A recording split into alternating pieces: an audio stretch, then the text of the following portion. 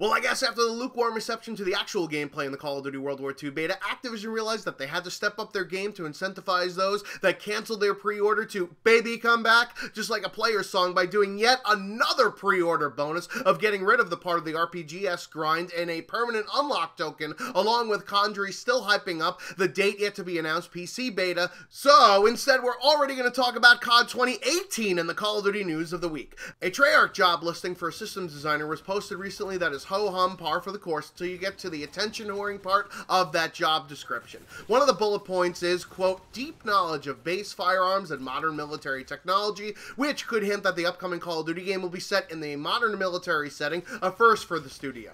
Since we've had this backlash against jetpacks for boots-on-the-ground gameplay, it's not surprising that this impacts the setting of the game.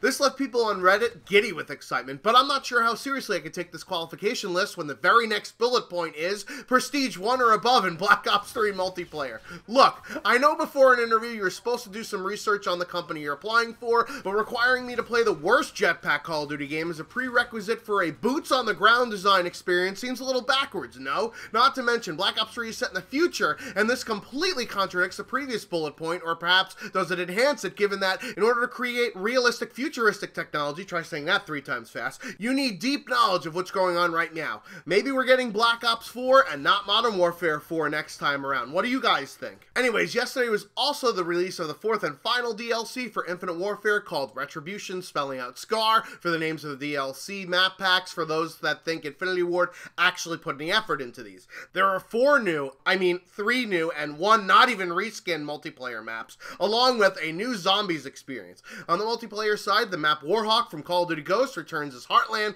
to mask the fact that they didn't even change the skin at all, yet players are happy about it coming back because it's one of the only Ghost maps that doesn't require 3 minutes to get from one end to the other until they remember what it's like to face a team of camping little cum dumpsters up in top Gina's, although it's probably less annoying now with boost jumping. Then is Carnage, which is set in a racetrack that looks like it reused assets from the zombies mode, with all that neon shit all over the walls that might get you pistol slapped if you caught this second Super Trooper reference in this commentary, and this ridiculous incendiary trap named after Trogdor for those Homestar Runner fans that look straight out of a Mortal Kombat fatality. Toasty! Then is Altitude, which basically looks like an early version of another DLC map, Teresa, that Infinity Ward still thinks is an excellent example of its DLC map work, even though it's supercalifragilisticexpialidocious, and why they keep including it in free weekends like this past one, with Permafrost, which gives Ghost Maps a run for its money in terms of size and shitty design, and Renaissance, that looks much nicer than it actually plays. And lastly is Depot 22, which apparently is a watering hole at the end of Civilization,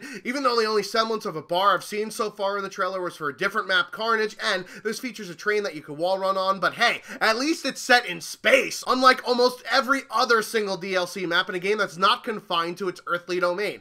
Why make a game set in the solar system and not take advantage of it? The people that didn't like the space theme aren't gonna buy your DLC anyways because they're not playing your fucking game. Rant aside, there's also a trailer for the Beast from Beyond Zombies experience, in which they didn't have the budget to hire some big-name actor to help you out, so instead they made it seem like a creepy, futuristic alien movie. Wait a minute, didn't Infinity Ward already try co-op against aliens? Holy shit, there's one right there! Now, all 5 people that actually wanted Extinction back finally got their wish, but they just need to throw down because Activision is spelled with a $sign. Just like a Billy Mays commercial, but wait, there's more, as completing all of the Easter eggs on all of the maps will reward you with a special Director's Cut mode that Lee Ross outlined here in this tweet, giving you additional beepity bops on the original maps to go obtain, along with this sick new looking animated camo for multiplayer. So if you're one of those people that like to do the hokey pokey and all that shit, at least you'll get some reward other than a fucking pre-rendered cutscene and a trophy to show off to abso-fucking-lutely nobody. There was also a patch that dropped with the DLC that had some weapon balancing in it. Of course, the newly added Atlas. Wait, you didn't know that there were 2 new weapons in Infinite Warfare since the last time? Oh, that's right. They introduced these new weapons during the Call of Duty World War II beta period, so why the fuck would anyone have noticed? Timing has never been Infinity Ward's strongest suit. But about that Atlas, they fixed a bug where some of the attachments would override damage bonuses and make the gun OP as fuck. Speaking of OP LMGs, the Raw got a very slight nerf in the form of a view kick increase, but it's still my favorite gun to use. As far as other non-base added weapons go, the VPR got a hip fire kick increase for those that spray around like jerking off when nobody's home, and the Proteus got a fairly large rework to lower the spread on sniper shots while ADSing is a big fuck you to quickscopers, along with doing more damage to the head and torso while less to legs and feet, like every other sniper that's ever existed. Seriously, how did you guys fuck this up so badly? The burst rifle variants of the G-Rail, along with other burst assault rifles R3K and RVN, got their burst cooldown reduced, so now you can keep firing, assholes! That's a Spaceball reference. For those of you that don't like movie references in my commentaries, fuck right off. It's too bad that they didn't do this before you did that challenge to unlock the Regen EMX SMG.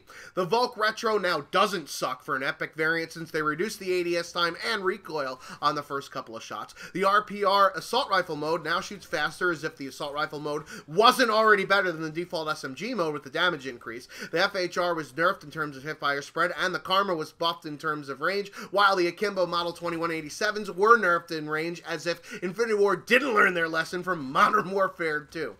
Anyways, that's going to do it for the Call of Duty news of the week. I've been the Schwantz27, making like Tigger and bouncing. Until next time.